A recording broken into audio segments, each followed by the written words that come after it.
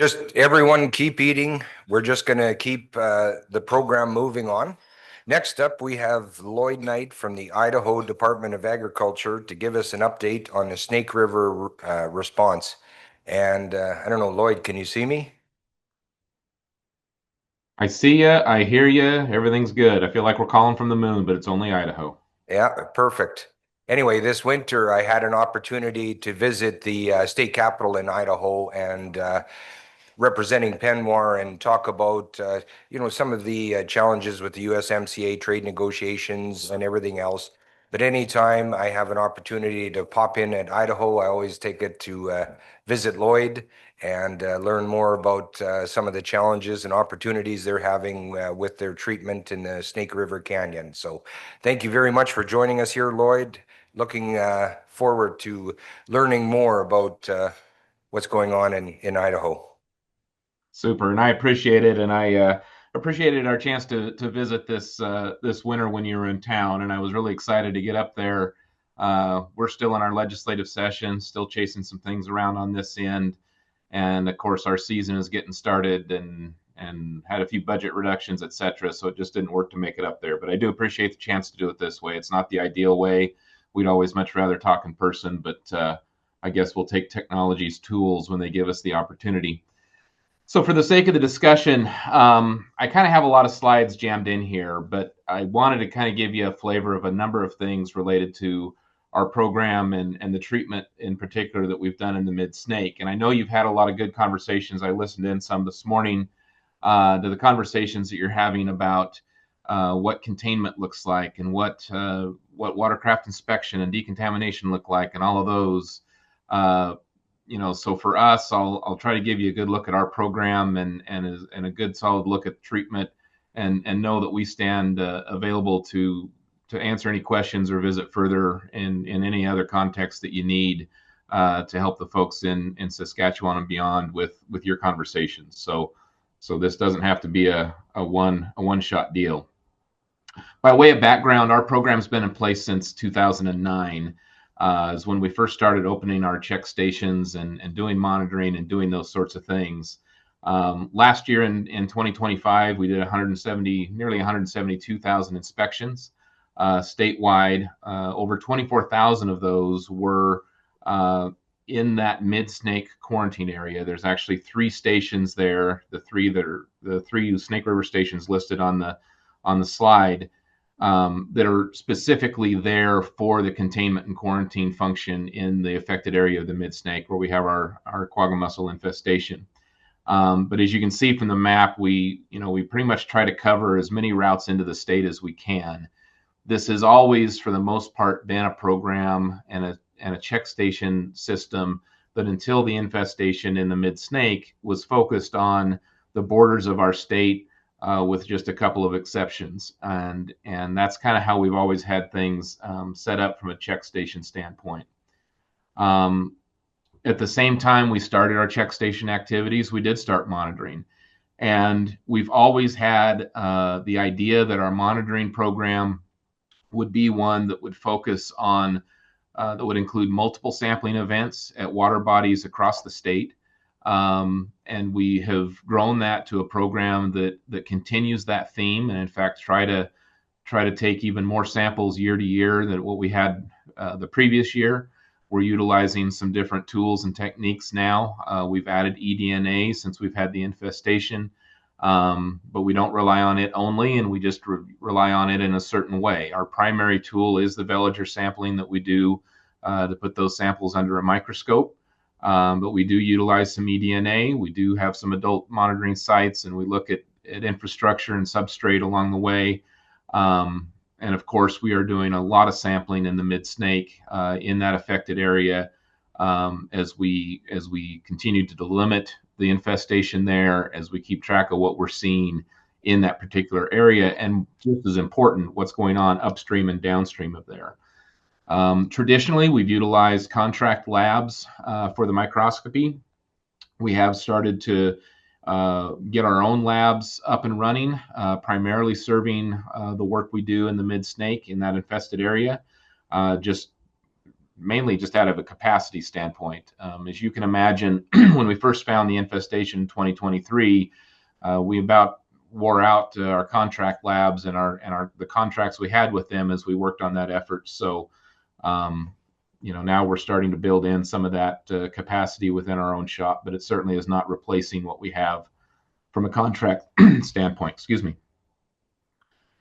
So, treatment itself, we first found the infestation in the mid-snake in 2023. And for those that aren't familiar with the way Idaho looks, we're right in that south central part of the state, is where what we call our mid-snake affected area. And if you ever look at a map, you can look at find Burley and Rupert, go just downstream of there to Milner Dam, and then go just past Twin Falls, and roughly that's the section of the river in the Snake River Canyon that we're talking about.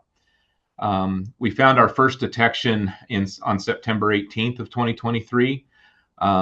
It was the first detection in the Columbia River Basin after 15 years of sampling, which I think is an important note. I know in the earlier presentation that Jeff gave, I believe it was Jeff that talked about, what's the point of doing any more prevention if you already have something infested, and those sorts of things, those questions. We made it 15 years, and I think that 15 years provided us with the time and infrastructure to find some tools and techniques to get after it. We immediately went into a quarantine and delimiting stance and did our notifications, and we conducted our first ever treatment October 3rd is when we started it, and went for about 10 days using a chelated copper product. And I'm going to talk a little bit more about some of that response timeline, but you might keep that rapid response in your mind as we go through this. It was the first treatment that we know of this type and scale ever attempted in North America. I know there's places that certainly in Winnipeg where you've tried some efforts as well, but I guess this is ours, and this is kind of the effort we've put forth in the middle of a river system, not necessarily a reservoir per se. We were scared to death as we went into it, and in 2024 we found we had a little bit of more findings in that area. We had some additional funding by the legislature. We doubled our statewide monitoring. September 24th, we found villagers and adults in a couple of spots again, and did a follow-up treatment of chelated copper as well as potassium chloride in some ponds within that area, and so in the falls of the river area. The picture you see on the bottom right there is our nurse boat coming in and helping fill some of the totes that we have in the canyon. So from a rapid response standpoint, I hit on those first 2 years because obviously this was all new to all of us. We first started doing our rapid response planning in 2009. Our plan doesn't sit there on the shelf as a detailed plan and recipe for how to treat quagga or zebra mussel. It always was set up and still is as a plan that focuses on steps for decision making and communication to stakeholders and to local, state, and federal government. We've always assumed the state of Idaho would be the lead agency for any treatment. We knew we'd be able to move quicker than certainly our federal government could. We knew that we would probably have the wherewithal to do it. We just made that assumption for the sake of our planning purposes. It talks a little bit in that plan about what those interactions look like with our federal and stakeholder and local, county, et cetera, branches of government. And so it talks about that. Our invasive species statutes in law provide authority and emergency funding availability. So we had assumed how we would handle some of that mechanism that's already in state law. And we also identified quagga and zebra mussels in our regulations, our agency regulations, as an early detection rapid response. And so that series of things set up the mechanism by which we knew we would react quickly, and we were expected to react quickly. We knew who was going to be in charge. We knew the steps we had to go to within the decision-making system, locally, regionally, federally, to make those things happen. We knew where some potential funding is, And so we had all of that kind of set up and ready to go. And certainly we participated in a number of tabletop exercises around the region and within the state to go through what some of that might look like. But rest assured, none of that really prepared us for the actual reality of the theater we were working in. I want to focus on this a little bit because I think I hope it gives you an idea of how quick you can move if you have all of this stuff set up in particular. And before I go any further, I do want to note, I don't want this presentation to ever come around in such a way that is a chest thumping kind of thing. This is how we did it, and I recognize every state or province or federal system is going to have their rules of engagement as they go. And so I don't want anybody to think that I say this expecting everybody's going to be able to do it this way, but it's how we kind of had it set up to do here in Idaho. When we found those first 5 villagers that were positive in 2023, when Nick Zerflew, who I think is listening in on this, when he called me and said, "Hey, we've got a positive for sure," and we knew we had some suspects there a couple days before. Nick and I actually met on a Sunday to go pull some more samples. Just he and I. We were scared to death to tell anybody what we were doing outside of our director. But when we finally got the call of those confirmed positive, we met with the governor within 2 hours. Within 2 hours of that, he called a cabinet meeting together to assure that we had any cooperation and any assistance from within our state structure that we needed. He declared an emergency at that time to give it that urgency we needed to, and that mechanism within emergency purchasing exemptions and all those kinds of things were there. We started making those initial stakeholder calls, press releases, all those kind of things started happening in that first, within that first 24 to 48 hours. And we began sampling, delimit sampling in earnest. And delimit sampling, for those of you that aren't in this world, is basically a very intense grid sampling of the possible affected area. So what had been really routine sampling that kind of identified this to begin with, routine in the sense that somebody had walked over some dry falls carrying a kayak and kayaked several miles up into this particular section for access to pull the original villager samples, we started to delimit and just sample a lot to try to define what we had going on there. So we sampled within, you're just trying to figure out what that circle looks like. And we started in the primary area and moved upstream and downstream and area reservoirs and ponds. And we kept sampling to keep continuing to try to define what that looks like. At the same time that we had that delimiting effort going on, we had staff members that had had prior experience with us in aquatic weed treatments and had good knowledge of the river systems and some of the technologies. So we had other folks that were working on what a treatment could look like at the same time we were doing the delimiting. We were also fortunate that we had resources in a long-term experienced application contractor that we'd worked with on aquatic weeds that had done other applications around the country and around the world. And so we were able to tap on their expertise. We had a pesticide, a chelated copper product, Natrix, that was already registered in the state and labeled for quagga zebra mussel treatment. And so we had that registrant that we could call on their expertise. And of course, regional colleagues, some of which I think are probably on the call with us today, that we could also tap looking for their experience and expertise and knowledge of what's out there. I think this slide is important for everybody to know you got more resources than you think. And while we may have been a little intimidated and daunted by what was in front of us, we knew as we sat down and went through that, we knew we had some folks that we could start to pull together to help advise us through this process. That coordination with other agencies is essential, and certainly it's a required legal step for most of us. It's something that you need to get folks to, you need to get them to yes, but you need to most importantly have them say no when it's time to say no so that you can get moving. And as you saw earlier, we moved very quickly on this. So it was 2 weeks of planning and setting everything up and ordering chemical and doing all of those kinds of things that we needed to do. So if somebody was going to have a big problem with what we were doing, they needed to say it pretty quickly. And we literally brought them in to Pillar Falls in the picture here You see the intro when we started. At some point, we let the boats drive away and told folks they weren't coming back till everybody was good. But we really did, we tried to emphasize to folks, if you're going to say no or want to change to this plan that we've developed, we need you to say it now. It can't happen when we're 3 days in, when we got things in motion. So we need to know we're okay from an ESA endangered species standpoint, sensitive species standpoint.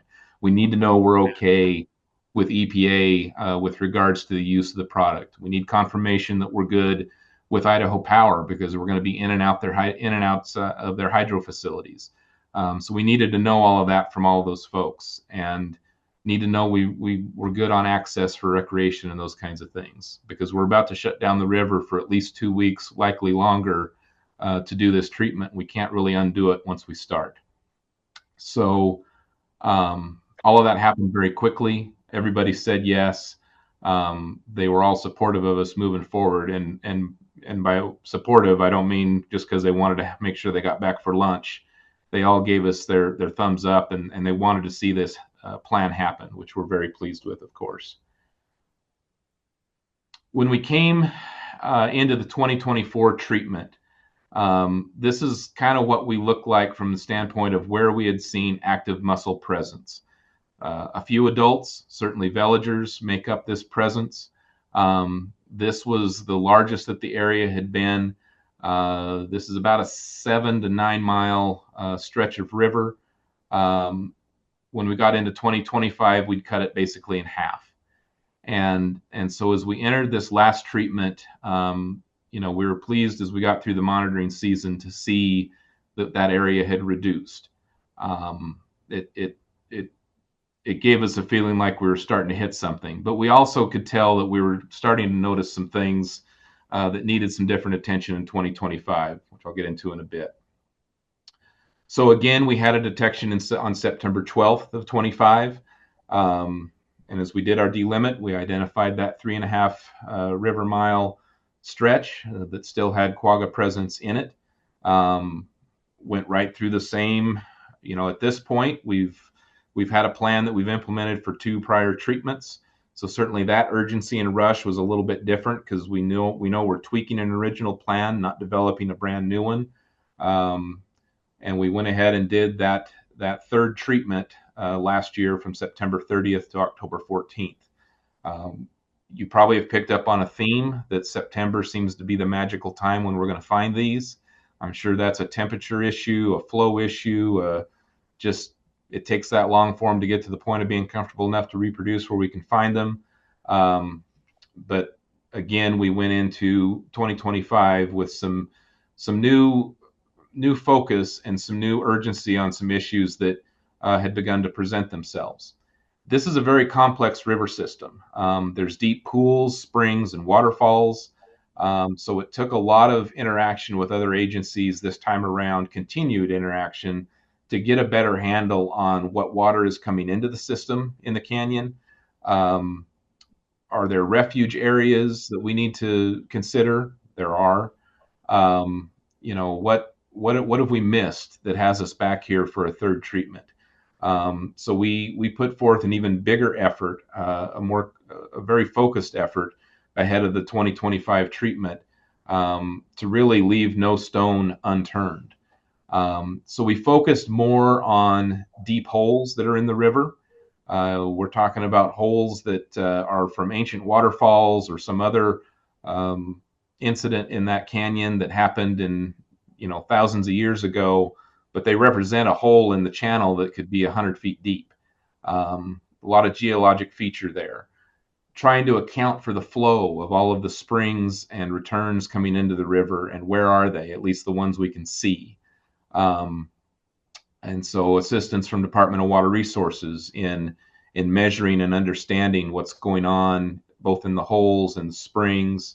Where are those places of refuge where we need to maybe place totes and injection points for the product to account for all of that, and enhance laboratory capabilities. Shoreline treatments. We've learned a lot about what refuge areas can look like on those shorelines, and that bottom picture shows some of that application, just to keep that concentration of the product up to the effective rate that we need it along those shorelines. We've learned the last couple of years how to understand these holes a lot more. And when I say hole, the substrate that's under there, it's basalt rock. It's not, it's not necessarily gravelly. We're talking big features.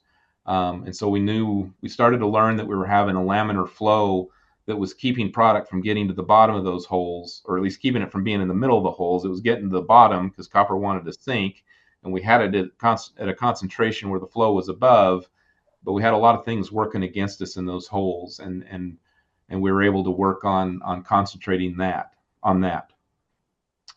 I mentioned our applicator, and I call this out just to, again, reinforce the idea that there are folks out there now that have some experience, for those of you that are trying to plan for any future kind of treatments. Not an advertisement for them, but more just a reminder that there are folks out there now that there weren't 15 years ago that have done some of this kind of work. So we changed from 24 to 25 what our work looked like with this contractor, and we moved away from an emergency situation into a true contract for services, in the sense that we started to move things that we had been responsible for in prior treatments, like handling the chemical and some of those logistics, to now it's all underneath the contractor. So a note for the agencies and the decision makers in the room: your first inclination may be to try to take on some of these things individually yourselves with your existing staff, and that'll work good for the first time or two, but you will find that you'll make life a lot easier for yourself if you have a resource and a contractor that can take on a lot of those things away from you, so you can concentrate on some other duties. And that's just the only note on that particular thing. We've utilized a lot of different tools and technologies that have been tools that the applicator has brought to us, and from some of their prior work in different environments, some that we've had to develop for ourselves. Jeremy Varley, that's our chief treatment engineer that we now have on staff. He's served in other functions with us before, but after we got into this business, he's now a chief treatment engineer, and he works on developing treatments on any number of invasives and aquatic weeds for us, insects, mussels, everything. And he and the team developed some tools to get at those deep holes that I mentioned earlier. And we talked about, we've utilized some pre-treatment applications to get the river up to concentration quickly.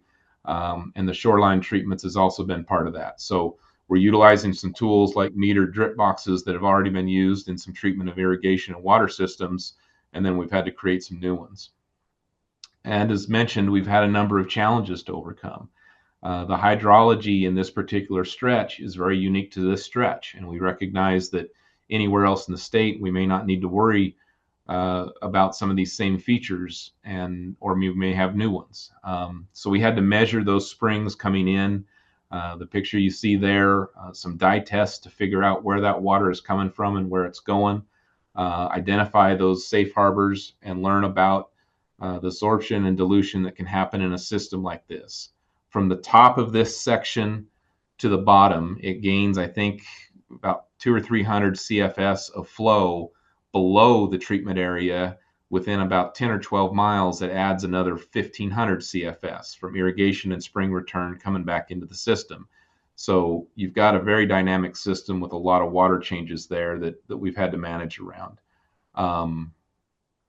We spent a lot of time focused on these holes, and I mention them over and over again because they are probably the area that we spent the most time focused on before the 25 treatment, in trying to find that safe harbor within this system of where these things are.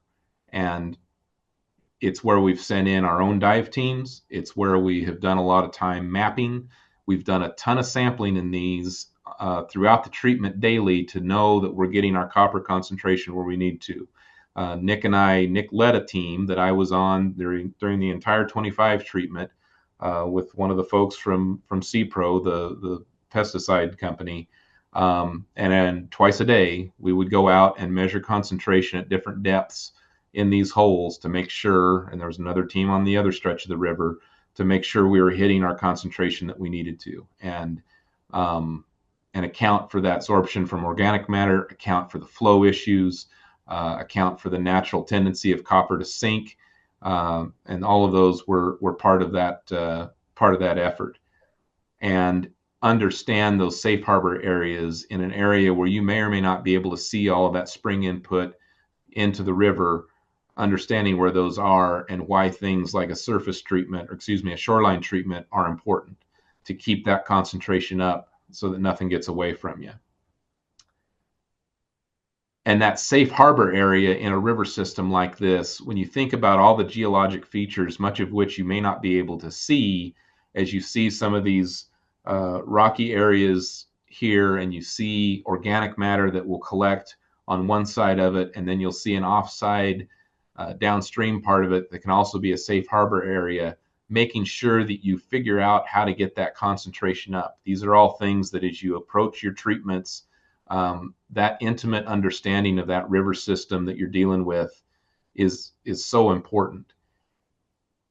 The holes that I keep mentioning, we had to send people diving into these places that really nobody had really been before, and certainly some challenging and dangerous areas to insert your staff into, to physically go down there pre, during, and post treatment to see what are we seeing for mussels in there. And yes, we found some adults, certainly not the clumps of mussels that you see pictures of on canyon walls at Lake Powell, spread out, hard to find, dark, all of those things. And we did see them die within 48 hours, and they stayed dead. The team would bring those up to the surface, try to resuscitate them in clean spring water, and weren't able to get them to resuscitate. So we hope that all of their friends suffered the same fate. And that was, part of why that effort was in place. And in trying to get at these areas, Jeremy and the team would run samples just at their desk in their office to try to figure out how to, get a dilution such that the product would hold in that water column at these middle depths so that we knew we could get it where the mussels were. This was potentially an area that we missed unknowingly in the first treatment, the first two treatments. It's one that we really tried to focus on in the third treatment. So I guess another word of advice, I guess, for lack thereof, to agency leaders and decision makers, your folks are going to have opportunities to try to figure this out. It's not all going to be one shot deal. Invasives never are.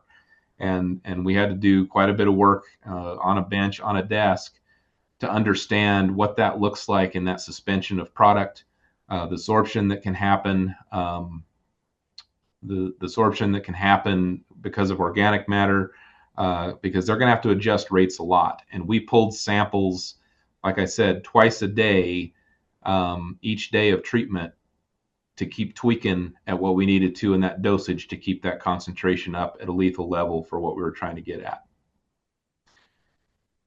Certainly these treatments have impacts, and what you want to find is non-viable veligers during the treatment. We found those within 48 hours of treatment. We had an application rate of 1 part per million. That was our goal. We saw this last treatment minimal fish mortality. This is not a stretch of the river that had a very, strong or vibrant fishery. The first year there were some sturgeon that were planted, hatchery sturgeon in one part of the river. There was mortality of those. So we've seen some species that have not survived and some that have. But certainly minimal fish mortality this last time.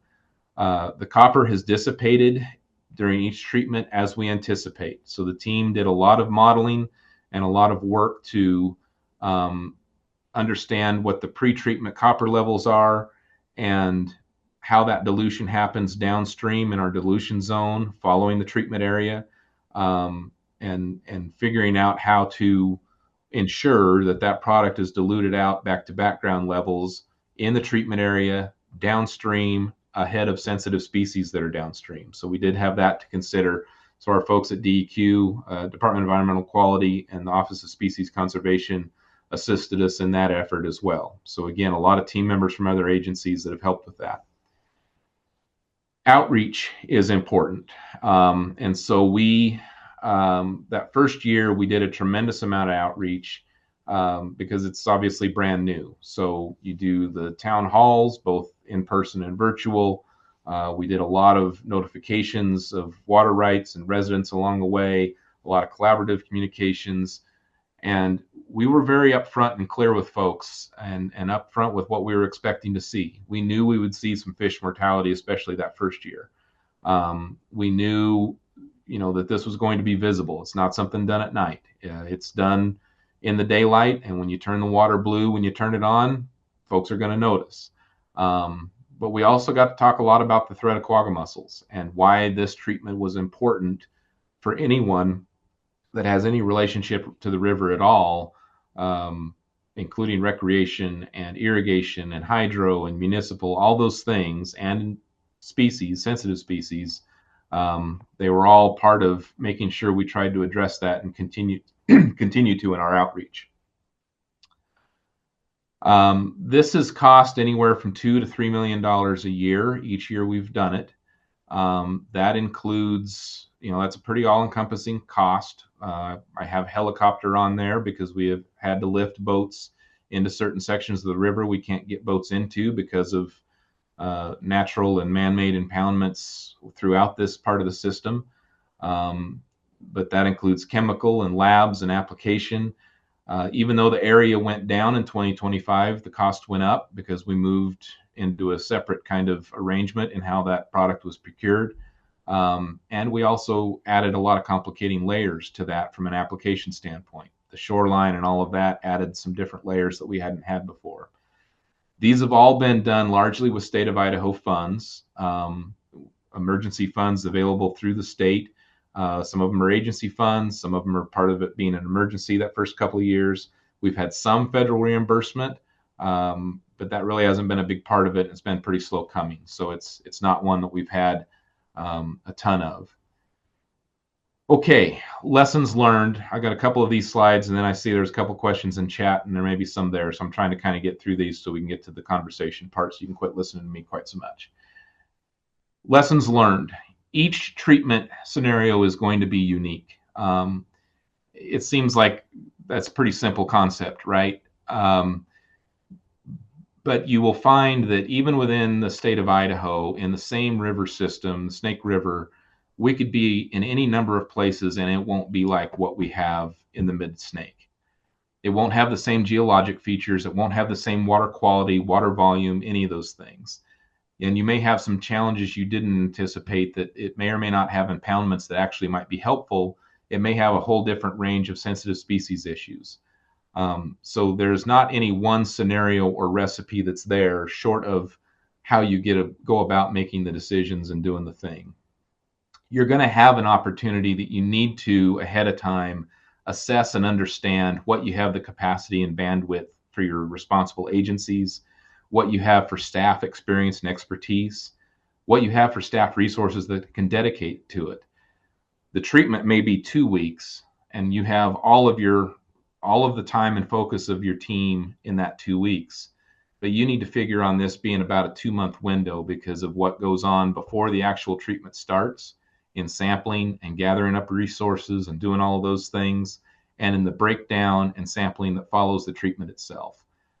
So we have folks that when we've done this are pretty much, this is all they do for about a 2-month period minimum. And so that's kind of one of those things that, as agency leaders and as decision makers, you just need to be aware of and know going into it that somebody's going to spend a lot of time on this.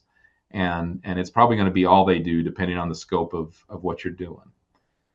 Monitoring is, I think, always an underappreciated investment. And it's not that we spend anywhere near as much from a financial standpoint on monitoring as we do anything else. In fact, it's always been, from a financial standpoint, the smallest ticket item in our budget, but it's the most important, and it's the one that our team spends probably the most time on during the season.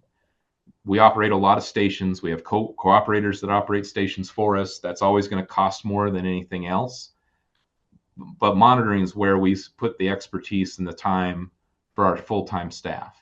And it's one that we put a lot of strategy into for a long time as much now as we ever did, more now than we ever did, but it's not like we never paid attention to it before.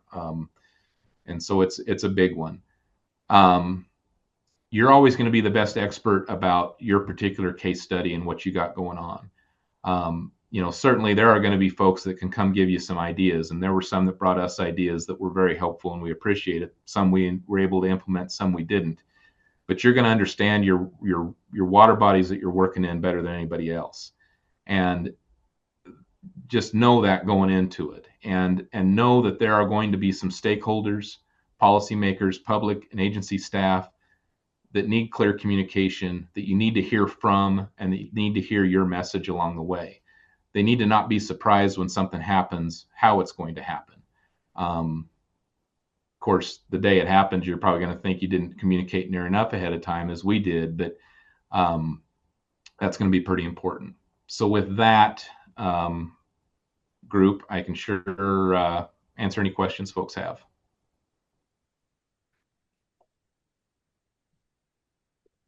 Well, thank you very much, Lloyd.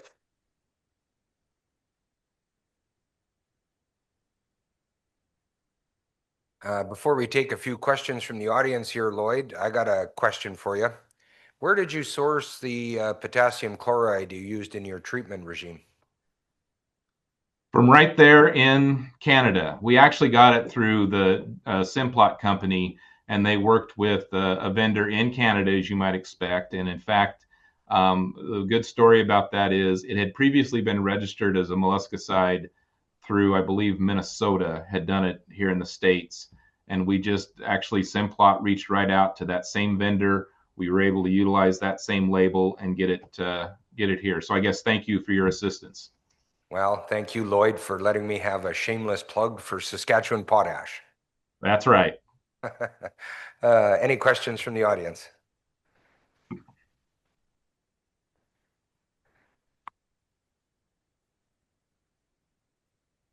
Hi, Lloyd. James Litley from the Okanagan Basin Water Board. You talked about each treatment scenario as being unique, and you talked about needing to figure out hydrology and things like that. I'm wondering about, for pre-planning on a regional basis, are there any things you think would be common that we could find out in advance?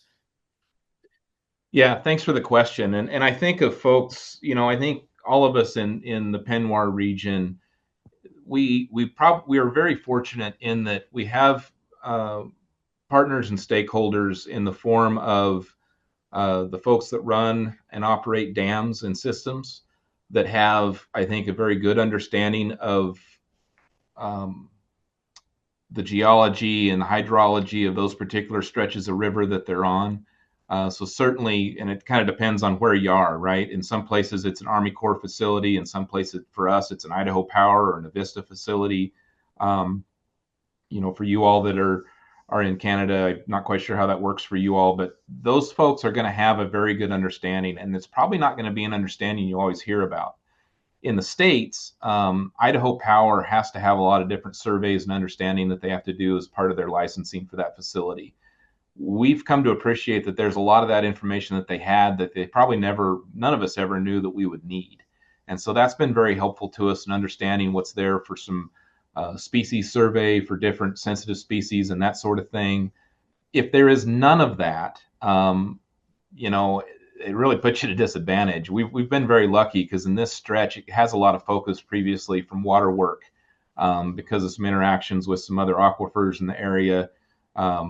It's had an over 100 years of surface water diversion in the area, so there's a lot of understanding there.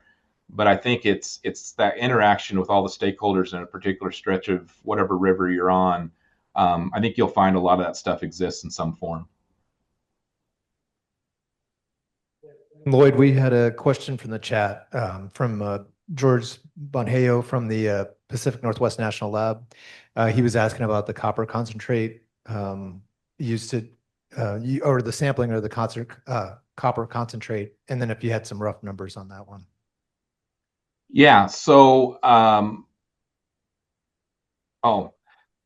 see his question now. Yeah, we sampled for both. So we were sampling during the treatment our own, well, let's call them calibration samples for copper concentration. So we had a stretch of, just off the top of my head, and Nick can type in the chat if he wants to, if I'm way off base, but let's say we had 30 points throughout the treatment area that we sampled on a daily basis to check that concentration. At the same time, Nick had teams that were going through and also doing veliger sampling and all of that in the treatment area to make sure we didn't miss anything. Nick, I'll let you weigh in if you want.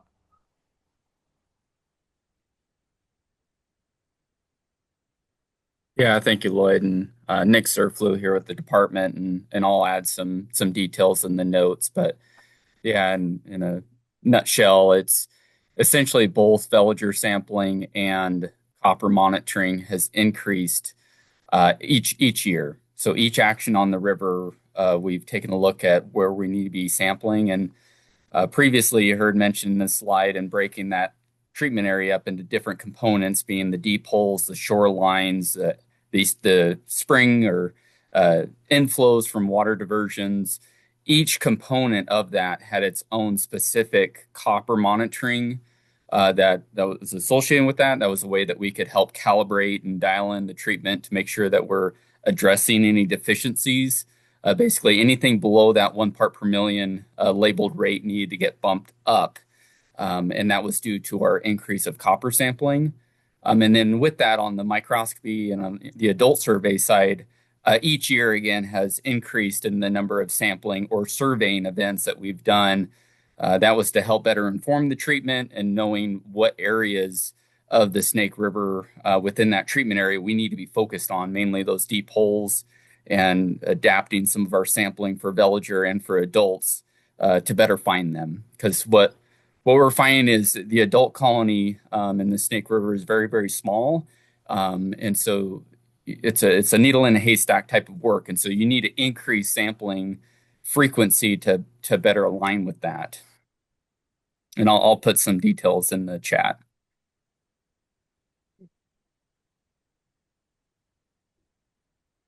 Well, thank you very much for that. Any further questions from anyone? Well, thank you very much, Lloyd, for that.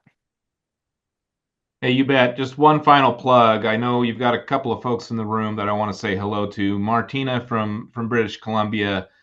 She came and visited us a couple different treatments and helped with fish disposal. And she didn't mind getting dirty with us on some pretty rotten stuff at night. A couple of those treatments.